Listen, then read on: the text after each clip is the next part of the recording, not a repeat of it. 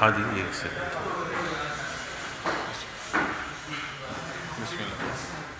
A are Y کہاں؟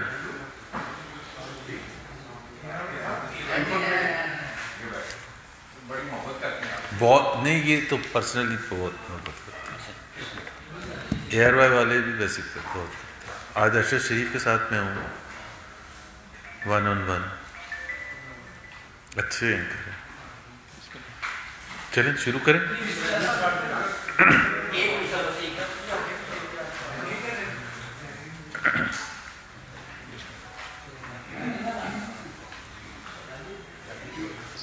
چلیں جی شروع کریں.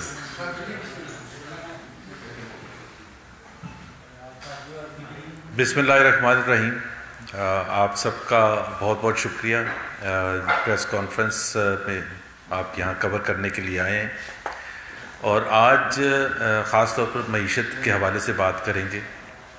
اور معیشت کے حوالے سے بات کرنے کا مقصد جو ہے، جو پورا جو اس وقت سیاسی منظرنامہ ہے اس کے اندر اس کی کتنی اہمیت ہے اس کے حوالے سے بات کریں گے. کیونکہ جو پی ڈی ایم کے پلیٹ فارم سے، پی ایم ایل این کے پلیٹ فارم سے جو ہمارا نقطہ نظر رہا ہے وہ یہ ہے کہ 2018 میں جو اکھاڑ پچھاڑ ہوا الیکشن میں، جو دھاندلی کر کے اور سلیکٹڈ وزیر اعظم کو بٹھا دیا گیا، چونکہ ان کی اہلیت نہیں تھی، کیونکہ ان کے پاس ووٹ نہیں تھے، کیونکہ ان کے پاس تجربہ نہیں تھا، تو جو معیشت کے حوالے سے جو رواں دواں تھی گاڑی پی ایم ایل این کے 5 سالہ دور میں، اس کو بریکیں لگ گئیں، اور اتنے برے طریقے سے بریکیں لگ گئیں کہ بجائے کہ گاڑی آگے جانے کی، گاڑی پیچھے کی طرف جانی شروع ہو گئی.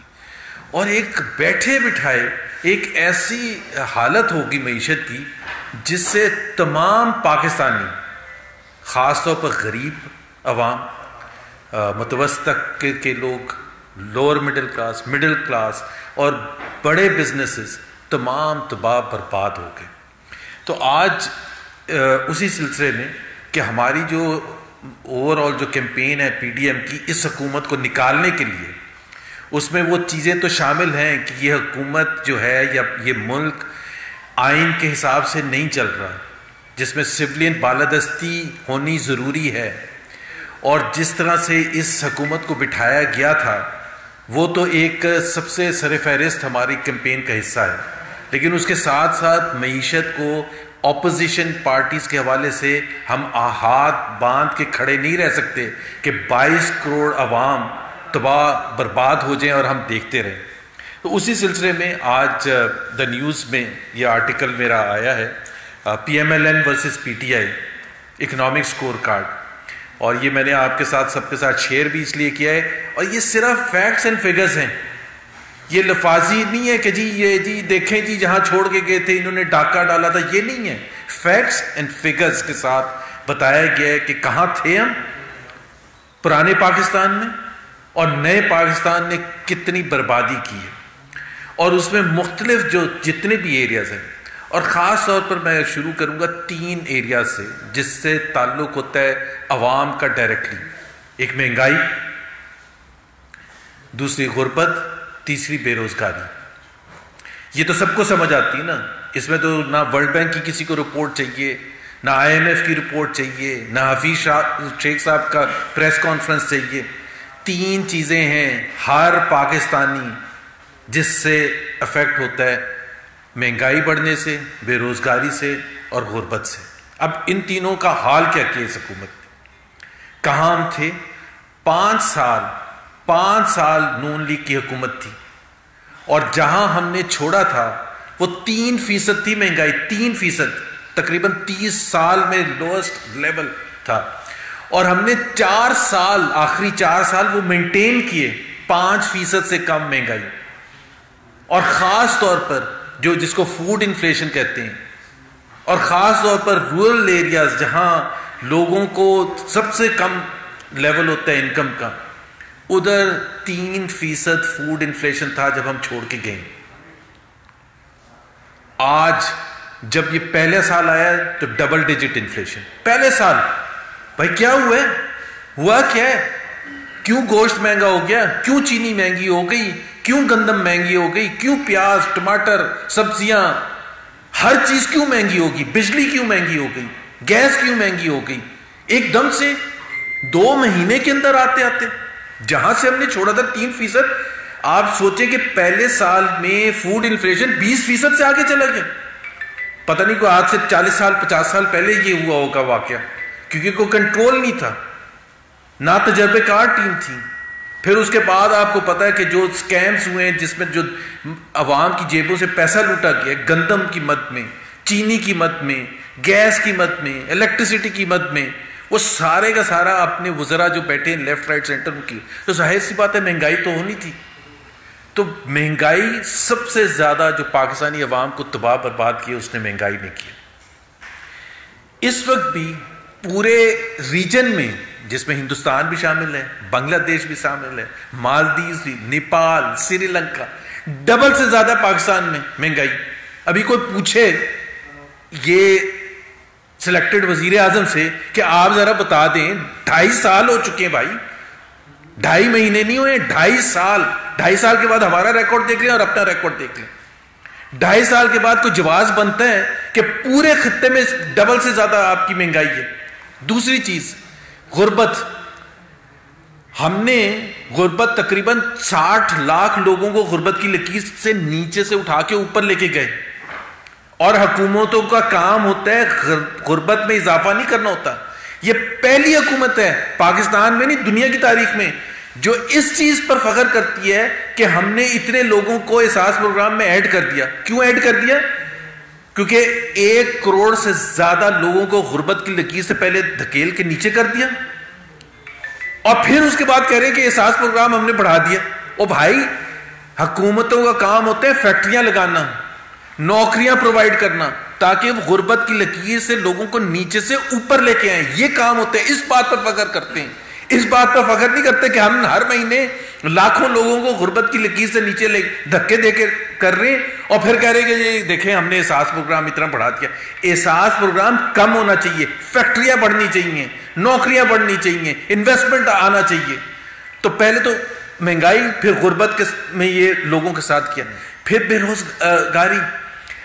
یہ حکومت 9 جولائی 2018 کو، 10 سال پہلے کی بات نہیں کر رہا، 9 جولائی 2018 کو الیکشن سے 2 ہفتے پہلے انہوں نے کہا 1 کروڑ نوکریاں دیں گے. اس کا مطلب تھا 20 لاکھ نوکریاں ہر سال دیں گے تو 1 کروڑ ہوں گی 5 سال میں. 2.5 سال ہو چکے ہیں، 80 لاکھ نوکریاں جا چکی ہیں، 80 لاکھ نوکریاں جا چکی ہیں. تو اب تو ان کو 1 کروڑ 80 لاکھ نوکریاں دینی ہے 2.5 سال میں. جس حکومت نے، یہی میں نے آرٹیکل میں لکھا ہے، جس حکومت کے پہلے 2.5 سال میں لاکھوں لوگ اگر جابز لوز کر چکے ہیں، تو آپ سوچ لیں اگلے 2.5 سال میں کیا ہوگا. اور اس کا ڈائریکٹ ریلیشن ہوتا ہے آپ کی گروتھ کتنی ہے. اگر پاکستان جیسے ملک میں جہاں جتنی پاپولیشن گروتھ ہے اس میں اگر آپ 6% گرو نہ کریں تو نوکریاں دیتے نہیں ہیں، نوکریاں جاتی ہیں. اب کہتے ہیں گروتھ تو ہونی نہیں تھی. تو بھائی اگر گروتھ نہیں ہونی تھی کہ جہاں سے آپ کو ملک ملا تھا، تو پھر آپ نے جولائی 2018 میں کیسے کہہ دیا تھا 1 کروڑ نوکریاں دیں گے؟ جھوٹ بول رہے تھے، پتہ ہی نہیں تھا، انکمپیٹنٹ تھے. تو تینوں چیزوں میں میں نے آپ کو بتا دیا کہ کتنی تباہی آئی ہے. پھر اس کے علاوہ ایک پاکستان ترقی کی طرف گامزن ہے. ورلڈ بینک نے 2018 جنوری میں رپورٹ دی کہ پاکستان جو ہے اگلے سال 6% سے بھی زیادہ گرو کرے گا.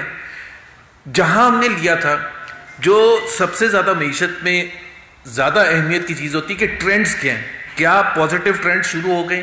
2013 جون سے پازیٹیو ٹرینڈ آپ جس چیز میں دیکھ لیں، چاہے آپ مہنگائی میں دیکھ لیں، غربت میں دیکھ لیں، بے روزگاری میں دیکھ لیں. بائی دا وے وہ ان امپلائمنٹ کا، بے روزگاری کا 5.8% ان امپلائڈ تھے. آفیشیل فگرز بتا رہا ہوں، اور آج کی آفیشیل فگر ہے 8.53. مطلب آپ رفتار دیکھیں کتنی تیزی سے بے روزگاری بڑھی ہے. پاکستان کی تاریخ میں کسی 2-1 سال میں اتنی زیادہ بے روزگاری نہیں اتنی تیز بڑھی تھی جتنی اس دوران ہوئی ہے. گروتھ اچھی خاصی چل رہی ہے، انڈسٹری چل رہی ہے، سروسز چل رہا ہے، ایگریکلچر گروتھ ہو رہی ہے. 3% تقریباً تھی گروتھ جب ہمیں ملی ہے، اور وہاں سے ہم نے 5.8% پر چھوڑی. اور پلیز یہ کہتے ہیں ہمیں یہ خرابی ملی تھی، یہ خرابی ملی تھی. جتنی اچھی معیشت اور جتنے اچھے حالات ان کو ملے تھے، نہ بجلی کا بحران ان کو ملا، نہ لا اینڈ آرڈر کا دہشت گردی کا ملا. 2013 جون میں اٹھا کے کراچی دیکھ لیں، پورے پاکستان دیکھ لیں، پورے پاکستان میں بم پھٹ رہے تھے. کراچی میں ایک دن کے لیے گورا نہیں آتا تھا، یہ حالت تھی وہاں. 25 لاشیں اٹھتی تھیں. اس میں ہم نے پہلے سال 3 سے 4% گروتھ کر دی تھی، اور پھر بتدریج بڑھتی چلی گئی. اب 5ویں سال یہ باوجود پی ٹی آئی کے، جنہوں نے ہر چیز وہ کی کہ ترقی نہ بڑھے. پاکستان میں معیشت ڈائریکٹلی افیکٹ ہوئی، اور انہوں نے وہ ہتھ کنڈے کیے ہیں. اور میں صرف ایک ایگزامپل آپ کو دیتا ہوں کہ ہم لندن میں ایک انویسٹمنٹ کانفرنس کر رہے ہیں. 2014 کی بات ہے جب یہ یہاں دھرنا ورنا دیا تھا. یہاں انہوں نے پشاور ہائی کورٹ سے سٹے لے لیا اس کے خلاف. آپ سوچیں کہ وہاں 500 گورا بیٹھا ہوا ہے اور انہوں نے سٹے لیا. یہ اس لیول تک جا کے یہ روکنے کی کوشش کرتے تھے، اس حد تک گر گئے تھے کہ آئی ایم ایف کو لیٹرز لکھ رہے ہیں کہ ان سے ملے نہ. بڑی بڑی فرمز کو لکھ رہے ہیں لیٹرز، مورگن اسٹینلی نے، پتہ نہیں سٹی بینک اور کس کس کو، کہ جی ان سے ملے نہ کیونکہ یہ انلیجیٹمیٹ حکومت ہے. یہ لیول تھا ان کا. باوجود اس کے ہم نے 5.8% پر، اب 5.8% پر جون 2018 میں چھوڑ کے گئے، اور وہاں سے گر کے 1.9% پر آ گیا. پاکستان کی تاریخ میں کوئی 4 5 6 سال ہوں گے جب 2% سے کم گروتھ ہوگی. ہوا کیا ہے بھائی؟ اور جون 2019 تک تو کوئی کووڈ نہیں ہوا تھا، کوئی کچھ نہیں ہوا تھا، کسی کو پتہ بھی نہیں تھا نام کووڈ کا. کووڈ 18 کا تو نام آ چکا تھا، کووڈ 19 کا نہیں نام آیا تھا. اور وہاں سے پھر اس وقت مائنس میں. اب آپ سوچیں کہ پاکستان کی تاریخ میں 1951 میں مائنس میں تھی گروتھ، اور اب مائنس میں. یہاں کیا کچھ نہیں ہوا، جنگیں ہو گئیں، ایسٹ پاکستان بنگلہ دیش بن گیا، اس وقت بھی مائنس میں نہیں کیا. آپ مجھے یہ بتائیں کہ سن 71 سے زیادہ خراب حالات ہو سکتے ہیں معیشت کے لیے، یا سن 65 سے زیادہ، یا اس کے بعد کتنی ہماری پاکستان انڈیا پھر دوسرے کرائسس آئے. ماشاء اللہ انٹرونشنز ہو گئی، حکومتیں گر گئیں. 90s میں آپ پورا اٹھا کے دیکھ لیں، کبھی مائنس میں نہیں گئی. اور یہاں -0.4. اور یہ بھی میں آپ کو بتا دوں جو پچھلے سال انہوں نے کیا تھا، فراڈ کیا تھا پوری قوم کے ساتھ، کیا پوری انٹرنیشنل کمیونٹی کے ساتھ. جون 2019 جب ختم ہوئے انہوں نے کہا 3.3% گروتھ ہوئی ہے. 11 مہینے تک وہ نمبر رکھا.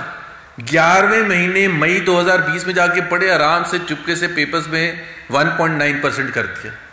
تو جو -0.4% ہے اس کا بھی کوئی یقین نہیں ہے. آج سے 4 5 6 مہینے بعد پتہ چلے کہ یہ -0.4 نہیں تھا، مائنس تو پتہ نہیں کتنا مائنس تھا. تو ایک تو یہ گروتھ ریٹ کا میں نے آپ کو بتا دیا کہ بالکل تباہی. ٹیکسز، ہماری حکومت آئی 1946 بلین روپے ٹوٹل ٹیکس کلیکشن تھا جب ہمیں ملا تھا آخری سال میں. وہاں سے اٹھا کے ہم نے اس کو ڈبل کر دیا. 20% گرو کرتا تھا ہمارا ٹیکس ریونیو ہر سال، سوائے ایک سال کے. اور ٹیکس ریونیو کیوں امپورٹنٹ ہے؟ اور ان کے 2 سالوں میں وہیں کا وہیں کھڑا ہے. یہ کیوں امپورٹنٹ ہے ٹیکس ریونیو؟ 60% جو فیڈرل گورنمنٹ ٹیکس کلیکٹ کرتی ہے جاتا ہے صوبوں کو. صوبوں نے کس پر خرچ کرنا ہوتا ہے؟ کیونکہ یہ 18th امینڈمنٹ اور 7th NFC ایوارڈ کے تحت صوبوں نے تعلیم پر خرچ کرنا ہے، صوبوں نے صحت پر خرچ کرنا ہے، صوبوں نے پانی کے منصوبوں پر خرچ کرنا ہے، پبلک ٹرانسپورٹیشن پر، روڈ نیٹ ورک پر. جب پیسے ہی نہیں آئیں گے، اب آپ سوچیں کہ جب 60% ہمارے ہر سال کیسے بڑھ رہے تھے. 1900 بلین کا 60% کتنا تھا، اور جب ہم نے چھوڑا 3800 بلین کے تحت تو اس کا 60% ڈبل ہم نے صوبوں کو پیسے دیے، ڈبل پیسے تعلیم پر لگے، ڈبل پیسے صحت پر لگے، ڈبل پیسے پانی کے منصوبوں پر لگے. اس لیے ترقی ہو رہی تھی. اور انہوں نے کیا کیا کھپاڑا، مہنگائی اتنی زیادہ، ڈالر ڈی ویلیویشن اتنا، روپی ڈی ویلیویشن اتنے زیادہ، اور پیسے اتنے ہی مل رہے ہیں جتنے جہاں تھے. میں نے آپ کو گروتھ کی بات کی تھی، پاپولیشن بڑھ رہی ہے. گروتھ کا مطلب کیا ہے؟ گروتھ مائنس میں گئی. 1650 پر کیپٹا تھا ڈالر، 1650 جہاں ہم نے چھوڑا تھا. پاکستان کی تاریخ میں کبھی کسی 2 سال میں ایسا نوز ڈائیو نہیں ہوا کہ 1650 سے 1350 پر رہ گئے. یہ آپ خود سوچیں کہ اگر یہ ملک ایسے ہی چلتا رہا، کس چیز کو ڈیفینڈ کریں گے؟ کس کس چیز پر کہیں گے نہیں یہ اس وجہ سے ہوا ہے اور یہ اس وجہ سے خرابی ہوئی ہے, یہ اس وجہ سے فیلئر ہوا ہے, یہ اس وجہ سے فیلئر ہوا ہے. بھائی حکومتیں ہوتی ہیں, ہم بھی حکومت میں تھے, ہمیں ہر مہینے یہ شوق ہوتا تھا کہ ہم جا کے اپنی اچیومنٹ بتائیں کہ 1350 تھا per capita G D P, اب 1400 ہو گیا, اب 1450 ہو گیا, اب 1500 ہو گیا. یہ ہوتا ہے فخر کرنا, ہوتا ہے کہ آپ پرفارمنس دیں جس پر آپ فخر کر سکیں. یہ کیا کہ جی یہ اس لیے فیل ہوا تھا, یہ اس لیے فیل ہوا تھا. ابھی جو وزیر اعظم صاحب سلیکٹڈ وزیر اعظم ابھی جو تقریر کر رہے تھے تو کہہ رہے تھے آہستہ آہستہ آمدنی بڑھے گی. میرا خیال ہے موصوف کو یہ پتہ ہی نہیں کہ ہوا کیا ان کے ملک کے ساتھ کہ 1650 سے 1350 آ گئی پر کیپٹا ہر پاکستانی کی جو انکم ہے. اور اس کی وجہ یہ ہے کہ پاکستان کا جو ٹوٹل سائز تھا معیشت کا وہ $315 بلین تھا. 315 بلین سے 2 سال میں گر کے 265 بلین آ گیا. مجھے ذرا وجہ بتا دیں بھائی کہ یہ اس وجہ سے اور یہ اس وجہ سے, یہ اس وجہ سے فیل کیا اور یہ اس وجہ سے فیل. جہاں ہم ٹیکس کلیکشن چھوڑ کے گئے تھے وہیں ہے ٹیکس کلیکشن. اور پھر سب سے زیادہ اہم بات, آپ نے سنا تھا خان صاحب کو کنٹینر پر چڑھ کے تقریریں کر کر کے قرضوں کی, اتنے قرضے لے لیے, اتنے قرضے لے لیے. سب بچے کو یاد ہوگا کہ یہ کہتے تھے کہ 6000 بلین, ایک تو ان کو فگر کی بھی نہیں سمجھ آتی تھی, کبھی 6000 بلین کبھی 6 بلین, بٹ 6000 بلین تھا قرضہ پہلے 60 سال میں. یاد ہے نا آپ کو کہ 2008 میں جب حکومت آئی ہے پیپلز پارٹی کی تو 6000 بلین تھا, اور یہ کہتے تھے کہ 2018 تک وہ ہو گیا 30,000 بلین. یہی کہتے تھے نا. 24,000 بلین انہوں نے کہا بڑا ہے 10 سال میں, اور جس میں سے پی ایم ایل این کی حکومت میں 14,000, میں صرف قرضے نہیں لائبلٹیز کی بھی بات کر رہا ہوں کیونکہ خان صاحب اس کو ملا کے کہتے تھے, میں اس لیے ملا کے بات کر رہا ہوں انہی کے فگرز کو. 30,000 ارب 2 سال میں کہاں پہنچ گیا؟ 45,000 ارب 2 سال میں. آج اسٹیٹ بینک کی رپورٹ کیا کہتی ہے؟ 45,000 ارب, 15,000 ارب لیا ہے قرضہ 2 سال میں. نون لیگ میں نے 14,000 بلین 5 سال میں. ذرا کمپیرزن کر لیں. پوچھیں شام کو تو بیٹھے ہوں گے ٹی وی پر کوئی نہ کوئی وزیر, اور وہ کہ دیکھیں جی وہ اس وجہ سے قرضے لینے پڑ گئے اور وہ اس وجہ سے قرضے لینے پڑ گئے. اور ایک جھوٹ بولتے ہیں, میں یہ بھی بتا دوں, جھوٹ بولتے ہیں کہ جی ہمارے قرضے اس لیے بڑھے ہیں کہ ہم نے اس میں سے واپس بھی کیا تھا. اس سے بڑا جھوٹ یا بےایمانی نہیں ہو سکتی. اور میں آپ کو اس کی مثال دے دیتا ہوں. اس وقت اسٹیٹ بینک کی فگر ہے 45,000 ارب. 2 سال پہلے کتنی تھی اسٹیٹ بینک کی فگر؟ 30,000 ارب. مطلب یہ ہے کہ یہ کہتے ہیں ہم نے 5,000 ارب واپس بھی کیا. لیے انہوں نے 20,000 ارب کے قرضے ہیں. جب آپ 5,000 کے واپس کر دیں گے تو 45,000 فگر آ جائے گی. اگر تو 45,000 میں وہ مائنس ہو کے ہے, 15,000 نیٹ انکریز ہے. جیسے ہمارے زمانے میں نیٹ انکریز 14,000 تھا, اسی طرح سے نیٹ انکریز ہے 15,000. تو سٹاک مارکیٹ, ابھی خان صاحب ہر جگہ کھڑے ہو کے کہتے ہیں دیکھیں جی کتنی فاسٹ گرو کی ہے. خدا کے لیے یار, یا تو ان کو پتہ نہیں ہے, یا تو ان کو سمجھ نہیں ہے, یا یہ اتنے انکمپٹنٹ ہیں, یا جان بوجھ کے, کیا کہوں میں, جھوٹ بولتے ہیں غلط بیانی سے. لیکن سب چیزیں ہیں, نکمے تو ہیں, کیپیسٹی تو ہے نہیں, سمجھ بوجھ تو ہے نہیں. سٹاک مارکیٹ 4 سال میں, اور پہلے میں 2 سال کا بتا دوں کیونکہ 2 سال کا کمپیریزن بتا دوں, 19,000 پر ہم نے لی تھی سٹاک مارکیٹ, 30,000 پہنچ گئی تھی. یہ ہوتی ہے پرفارمنس. 19,000 سے 30,000. انہوں نے لی تھی 43,000 پر, آج کتنی ہے؟ 42,000. مطلب ادھر سے بھی کم ہے. تو مطلب بجائے کہ گرو کرنے کے, اور ہمارے تو آپ کو پتا ہے کہ مئی 2017 میں 4 سال میں 53,000 انڈیکس پہنچ گیا تھا.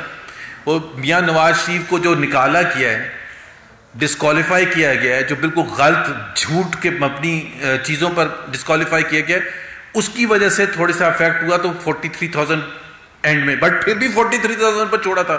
آج کہاں ہے؟ 42,000. ارے کوئی پرفارمنس نہیں ہے کوئی. چاہے آپ ہدف اٹھا لیں, ایک صرف کہتے ہیں جی کرنٹ اکاؤنٹ ڈیفیسٹ, ہم نے ڈیفیسٹ سے وہ کرتی ہے سرپلس. میں اس کی صرف 1 منٹ میں آپ کو وضاحت کر دوں. پہلی بات تو یہ کہ ہمارے 3.5 سال میں کرنٹ اکاؤنٹ بالکل ٹھیک تھا. آخری 1.5 سال میں ہم نے بجلی کے منصوبے اور سی پیک کے منصوبے کرنے تھے. ہمارے پاس، اور ہم نے وعدہ کیا تھا پوری قوم سے کہ ہم اندھیرے ختم کر کے جائیں گے.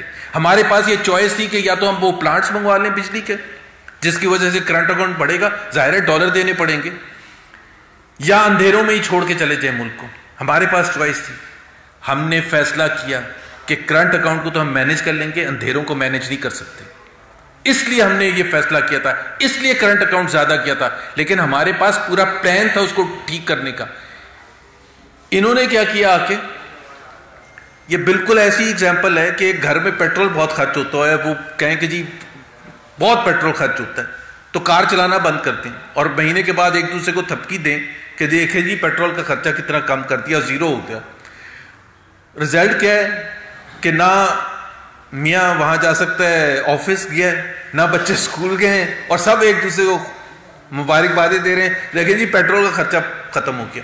پر کرنٹ اکاؤنٹ ڈیفیسٹ امپروو ہونے کا ایک ہی طریقہ ہوتا ہے، اچھا طریقہ، آپ ایکسپورٹس بڑھائیں. اپنی ایکسپورٹس نہیں بڑھی، وہیں کے وہیں ہیں. 2 سال کے بعد کیا امپورٹس کو بند کر دیا، امپورٹس کو بند کر دیا. پوری آپ نے اکانومی کا پہیا بند کر دیا.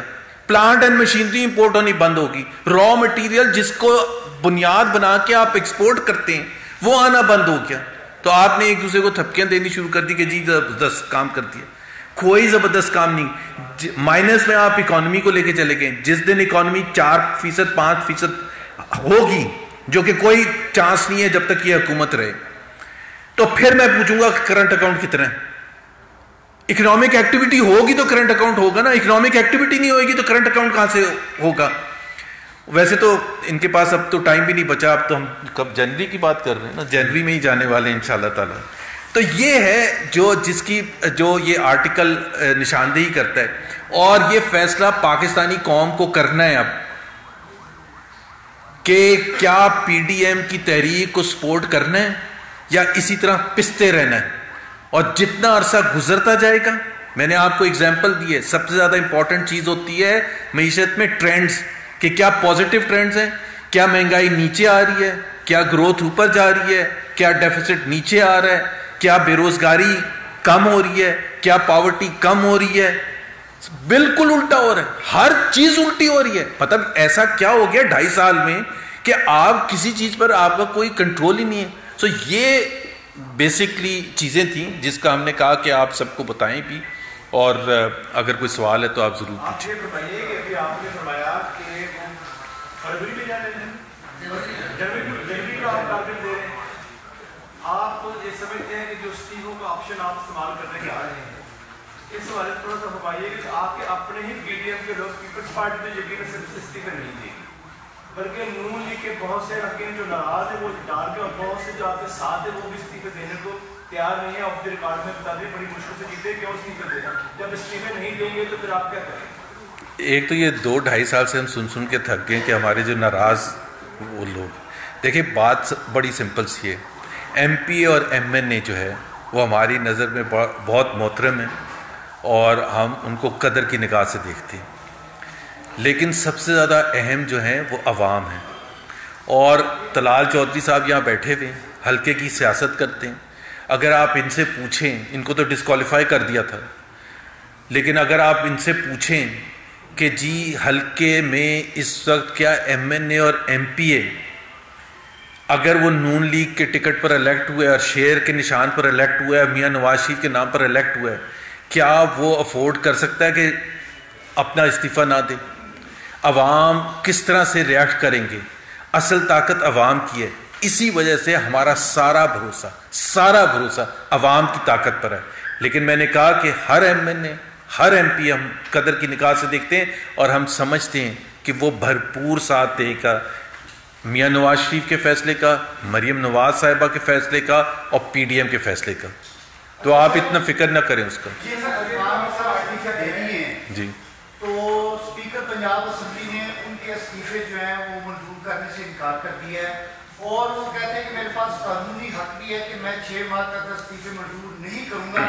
تو اس پہ نون لیگ جو ہے وہ کیا کرے؟ دیکھیں کوئی کچھ بھی کر لیں. وہ ابھی وہ جلسہ مینار پاکستان میں انہیں ڈی جے بٹ کو اٹھا کے لے کے چلے گئے ہیں، اور ہر فیسس ہر کنڈا استعمال کر رہے ہیں. وہاں کل پانی چھوڑ دیا تھا مینار پاکستان میں.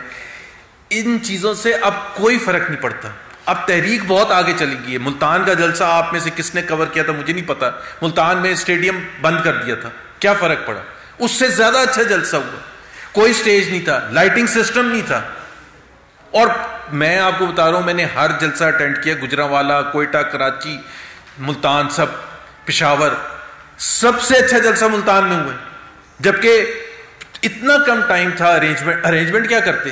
نہ لائٹنگ سسٹم کر سکتے تھے, نہ سٹیج سیٹ کر سکتے تھے, نہ کرسیاں لگا سکتے تھے. لیکن آپ جلسے کے امیجز دیکھیں, سب سے بھرپور جلسہ ملتان کا ہوا تھا. اور اس سے حکومت کو سبق, 4-5 دن تو انہوں نے خود جلسے کو پروموٹ کیا حکومت نے. جب پکڑ دکڑ کرتے ہیں, جب ڈی جے بٹ کو اٹھائیں گے تو خبر نہیں بنے گی, صرف پاکستان میں نہیں دنیا بھر میں خبر بنے گی. یہی ڈی جے بٹ تھا جو دھرنے کے دوران آپ کی میوزک کا سسٹم چلاتا تھا. تو اگر ڈی جے بٹ کو آپ نے اٹھا بھی لیا ہے تو ہمیں کوئی فرق نہیں پڑتا. یہ جو آپ کے فیصلے ہر کنڈے ہیں, یہ وہ تحریک اس سٹیج پر پہنچ گئی کہ کوئی فرق نہیں پڑتا. جو مرضی کر لیں, جو مرضی کر لیں. مینار پاکستان کو بند کرتے ہیں, جلسہ ہوگا اور زبردست جلسہ ہوگا, ہر گلی میں ہوگا, ہر محلے میں ہوگا لاہور کے.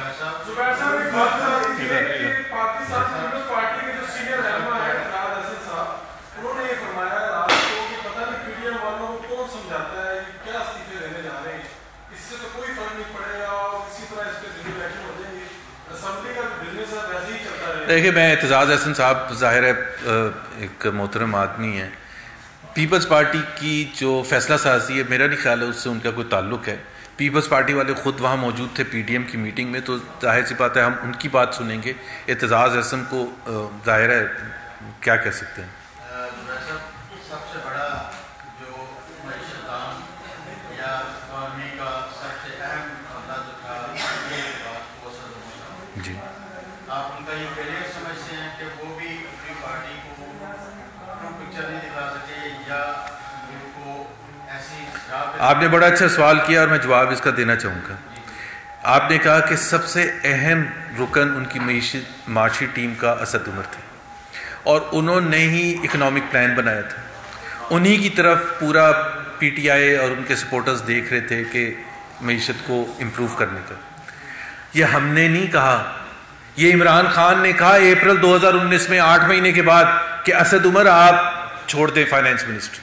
ہم نے نہیں کہا. تو ہمیں کسی کو سرٹیفکیٹ بانٹنے کی ضرورت ہی نہیں تھی کہ کتنی خراب ہے معیشت کی حالت. انہوں نے خود چینج کیا, ہم نے نہیں کیا. اور کس کو لے کے؟ حفیظ شیخ صاحب کو, جو 3 سال تک فائنانس منسٹر رہے تھے پیپلز پارٹی کی حکومت کے, جس کو یہ گالیاں دیتے رہے ہیں. اور اب آ کے آپ جب اسد عمر کی جگہ حفیظ شیخ کو لگائیں گے تو کیا ہم نے کسی چیز کو پروف کرنا رہ گیا ہمارے لیے؟ نہ ہمارے لیے یہ پروف کرنا رہ گیا کہ جو پلان بنایا تھا وہ کتنا فالٹی تھا یا اس میں کوئی دم خم تھا.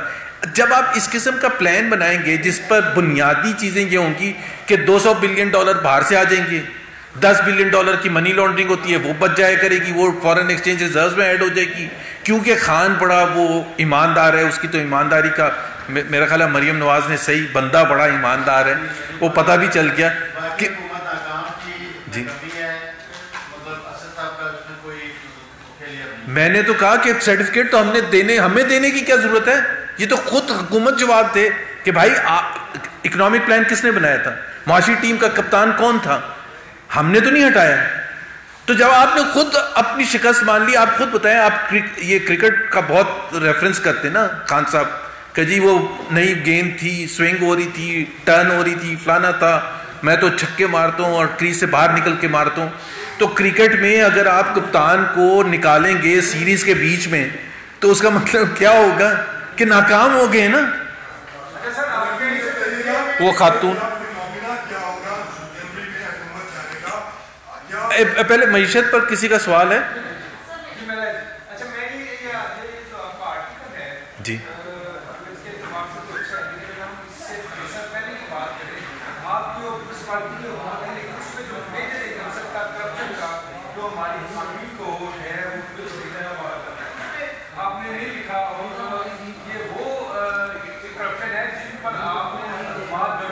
دیکھیں بات یہ ہے کہ آپ کو پتہ ہے اخبار میں جب آپ آرٹیکل لکھتے ہیں تو ایک لمیٹڈ سپیس ہوتی ہے اور اس کا فوکس ہم P T I versus P M L N score card economic score card جتنے معاشی اہداف ہیں جو آپ نے بالکل صحیح کہا. جو اگلا آرٹیکل ہے the schemes P M L N کا اسکیم کون سا تھا بھائی انکلوڈنگ کیا مطلب تو کون سا وہ تو مقدمات بھائی اب ہم شیئر بن کے ان سے سوال پوچھ سکتے ہیں کہ آپ نے مریم نواز کو کیوں بند کیا تھا وہ کیا ہوا انویسٹیگیشن کا ہم سوال پوچھنے کے حق بجانب ہے کہ رانا ثناء اللہ کو آپ نے ڈرگ کے کیس میں کیوں اندر بند کیا تھا ہم پوچھنے چاہتے ہیں کہ 2-2.5 سال ہو گئے آپ نے شاہد خاقان عباسی کے ساتھ کیا ہے آپ نے سعد رفیق کے ساتھ کیا ہے آپ کو جواب دینا ہے ہمیں نہیں جواب دینا جواب آپ کو دینا ہے کہ چینی کے اسکیم میں کیا ہوا جواب آپ کو دینے کی گندم کے اسکیم میں کیا ہوا بلینز کھا گئے پتہ ہی نہیں چلا ہڑپ کر کے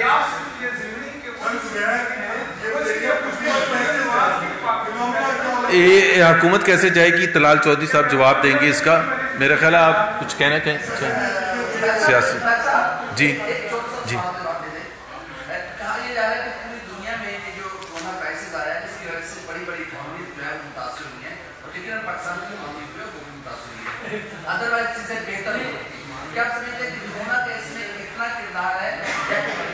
دیکھیں مارچ 2000 اس میں نے لکھا ہے کہ مارچ 2020 تک کوئی کرونا نہیں تھا پہلے 9 مہینے فسکل ایئر تو کوئی کرونا نہیں تھا نا سو 1 سال پورا گزر گیا 9 مہینے پورے گزر گئے دوسرے فسکل ایئر کے تو آپ مارچ تک کے اہداف اٹھا لیں آپ ٹیکس کے گروتھ کے ایگریکلچر کے آپ انڈسٹری کے کسی چیز کے آپ اہداف اٹھا لیں مارچ 2020 تک کے تباہی تھی اور دوسری بات میں نے ابھی آپ کو بتائی ہے کہ اس وقت پورے ریجن میں وہاں بھی تو کرونا ہے نا پورے ریجن میں مہنگائی جو ہے وہ ڈبل سے آدھی سے کم ہے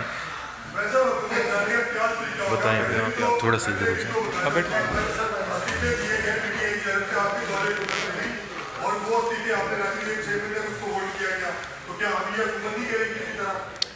دیکھیے ایک تو جو پی ٹی آئی کے استعفے تھے وہ تھوک کر چاٹا گیا تھا یہاں پر جو استعفے ہوں گے وہ اس کی واپسی نہیں ہوگی بلکہ حکومت کی گھر جائے گی اور یہ آپ کو پتہ چل جائے گا کہ عوامی پریشر جو ہے وہ جب آتے ہیں تو کس طرح چیزیں ممکن ہوتی ہیں اس کی ایک مثال اسی ماڈل ٹاؤن سے نکلا جب میاں نواز شریف نکلے تھے تو وہ عدلیہ جس کی بحالی کا کوئی چانس نہیں بچا تھا اور بہت لمبی تحریک وکلا چلا چکے تھے وہ عوامی پریشر سے گجرانوالے تک وہ بحال ہوئے یہ اسمبلی جو کہ لنگڑی لولی سی اسمبلی ہے جس میں پنجاب 1 ووٹ سے کھڑا ہے وفاق 4 ووٹوں سے کھڑا ہے تو یہ چیزیں جو ہے نکلتے دیر نہیں لگائے گی اور ابھی میرے بھائی نے سوال کیا تھا کہ استعفے ہمیں ایکسٹرا استعفے ملیں گے وہ استعفے ملیں گے جو لوگ اب ان کو چھوڑ کر ہماری ٹکٹیں لینا چاہتے ہیں تو ہمارے استعفے کم نہیں ہوں گے بلکہ پلس ہوں گے یہ آپ کو استعفے جمع ہونے پر پتہ چل جائے گا